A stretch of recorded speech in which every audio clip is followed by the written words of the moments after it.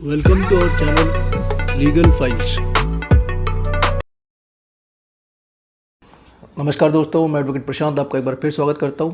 इस तरह के मुकदमे लोक अदालत के माध्यम से डिस्पोज ऑफ किए जाते हैं। लोक अदालत में मुकदमा ट्रांसफर होने के लिए क्या क्या कंडीशंस होती है और क्या 498 का मुकदमा लोक अदालत के माध्यम से डिस्पोज ऑफ किया जा सकता है, इसी टॉपिक पे इस वीडियो में बात करेंगे। वीडियो समझने के लिए, जानकारी समझने के लिए वीडियो एंड तक जरूर देखिएगा। अगर आपने हमारा चैनल सब्सक्राइब नहीं किया है तो प्लीज़ सब्सक्राइब आवर चैनल और प्रेस द बेल आइकन। दोस्तों, कोर्ट में जब मुकदमे चलते हैं, अगर पार्टीज में राजीनामा हो जाता है तो लोक अदालत के माध्यम से ऐसे मुकदमों को डिस्पोज ऑफ कर दिया जाता है। लोक अदालत के अंदर जो सिविल नेचर के मुकदमे, फैमिली मैटर हो गया, मैरिज रिलेटेड मैटर हो गए, ऐसे मुकदमों को लोक अदालत के माध्यम से डिस्पोज किया जाता है। परंतु इसमें जो आवश्यक बात है वो ये है कि पार्टीज़ में राजीनामा होना चाहिए। दोनों पार्टीज़ में जब राजीनामा होता है तो ऐसे मुकदमों को कोर्ट द्वारा लोक अदालत में रेफ़र कर दिया जाता है। अब बात करते हैं क्रिमिनल केसेस की। तो क्रिमिनल केसेस भी लोक अदालत के माध्यम से डिस्पोज ऑफ किए जाते हैं। शर्त यह है कि इस तरह के मुकदमे या ऐसे ऑफेंस जो बेलेबल होते हैं, कंपाउंडेबल होते हैं और नॉन कॉग्निजेबल होते हैं, इस तरह के मुकदमों को लोक अदालत में ट्रांसफ़र कर दिया जाता है। आपको यहाँ बताना चाहेंगे कि जो लोक अदालत को पावर है केस डिस्पोज ऑफ करने की, वो सिर्फ राजीनामे बेस पे है, कॉम्प्रोमाइज़ बेस पे है। मेरिट के आधार पे वो मुकदमे को डिस्पोज नहीं कर सकती। ये पावर सिर्फ कोर्ट के पास है। रिसेंटली राजस्थान हाई कोर्ट में एक ऐसा ही मुकदमा आया था जहाँ पे शिकायतकर्ता ने अपील की थी कि लोक अदालत द्वारा जो मुकदमा डिस्पोज ऑफ किया गया है वो मेरिट बेस पे है और लोक अदालत के पास ये पावर नहीं होती है। तो लोक अदालत के उस ऑर्डर को खारिज किया जाए, उस अवार्ड को खारिज किया जाए और मुकदमा वापस कोर्ट में ट्रांसफ़र किया जाए। वो जो मुकदमा था वो मारपीट का था। 323, 341 दोनों बेलेबल और कंपाउंडेबल ऑफेंस होते हैं। हुआ कुछ ऐसा कि पार्टीज़ के राजीनामे बेस पे पीपी साहब ने वो मुकदमा लोक अदालत में ट्रांसफ़र कर दिया डिस्पोज ऑफ के लिए। वहाँ पे जो शिकायतकर्ता था लोक अदालत के सामने अपनी अपीयरेंस उसने नहीं दी। लोक अदालत ने शिकायतकर्ता को एक्स पार्टी बताते हुए उस मुकदमे को डिस्पोज ऑफ कर दिया। इसी के अगेंस्ट शिकायतकर्ता ने हाई कोर्ट में अपील की थी। केस का टाइटल है श्याम बच्ची बनाम state of Rajasthan. High court ने वहाँ पे क्या टिप्पणी की? हाई कोर्ट ने ये कहा कि as per the provisions of लोक अदालत के पास मुकदमे को डिस्पोज ऑफ करने की पावर सिर्फ और सिर्फ कॉम्प्रोमाइज़ बेस पे है। मेरिट के आधार पे वो केस को डिस्पोज ऑफ नहीं कर सकती, ये उसकी पावर में नहीं है। मतलब जो एडजुडिकेटिंग पावर है वो लोक अदालत के पास नहीं है, वो सिर्फ और सिर्फ कोर्ट के पास है।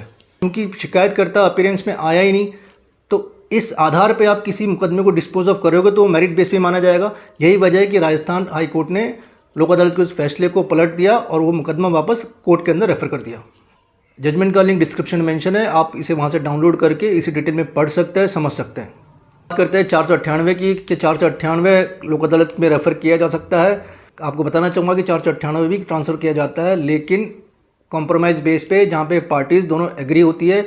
मान लीजिए हस्बैंड वाइफ दोनों डिवोर्स के लिए राजी होते हैं और म्यूचुअली डिवोर्स फाइल कर देते हैं। कॉम्प्रोमाइज़ बेस पे वो मुकदमा लोक अदालत में ट्रांसफ़र किया जाता है, ये कहते हुए कि दोनों पार्टी ने कॉम्प्रोमाइज़ कर लिया है और कॉम्प्रोमाइज़ बेस पे ही या जो उनके बीच सेटलमेंट हुआ है उसके बेस पे ही लोक अदालत उस मुकदमे को डिस्पोज ऑफ कर देती है। परंतु इसमें कंडीशन है कि हस्बैंड वाइफ दोनों राजी होने चाहिए, दोनों की हामी होनी चाहिए। अगर कोई भी पार्टी एक राजी नहीं है तो ये मुकदमा लोक अदालत में फिर नहीं जाएगा और इन केस अगर चला भी गया है और कोई एक पार्टी ऑब्जेक्शन करती है तो वापस वो मुकदमा कोर्ट के अंदर आ जाएगा ट्रायल के लिए। मैंने इस वीडियो में समझा कि जो लोक अदालत की पावर है वो बहुत लिमिटेड है, वो सिर्फ और सिर्फ कॉम्प्रोमाइज़ बेस पे है।